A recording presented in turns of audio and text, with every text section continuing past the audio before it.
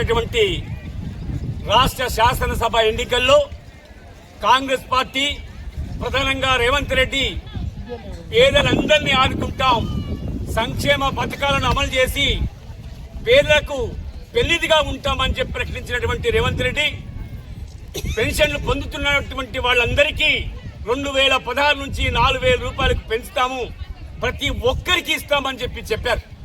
23 నుంచి ఇప్పటి వరకు ఒక్కరికి కూడా పెన్షన్ ఇచ్చినటువంటి పాపాన పోలే. బీడీ కార్మికులకే కాదు, వృద్ధులకు కానీ, వితంతువులకు కానీ, లేదా ఇతర రంగాల కార్మికులకు కానీ ఇచ్చినటువంటి పాపాన పోలే.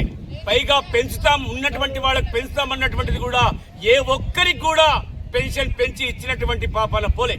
కేవలం అధికారంలోకి రావడం కోసం మాత్రమే వాళ్ళు ఈ ప్రకటన చేశారు తప్ప పేదల్ని ఆదుకోవడానికి కాదనేటటువంటిది ఇవాళ ప్రజాపాలన చెప్తున్నటువంటి రేవంత్ రెడ్డి సర్కార్ బీడీ కార్మికులకు అంటే అన్ని రకాల పెన్షన్లను ఇస్తాం, దరఖాస్తులు చేసుకోండి ఈ నెల 30 వరకు అని చెప్పారు.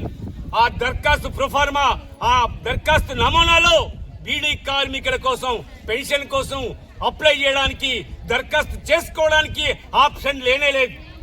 అంటే బీడీ కార్మికులను మినహాయించి ప్రజాపాలన చేయడమా అని చెప్పి నేను రేవంత్ రెడ్డి సర్కార్ను ప్రశ్నిస్తున్నా.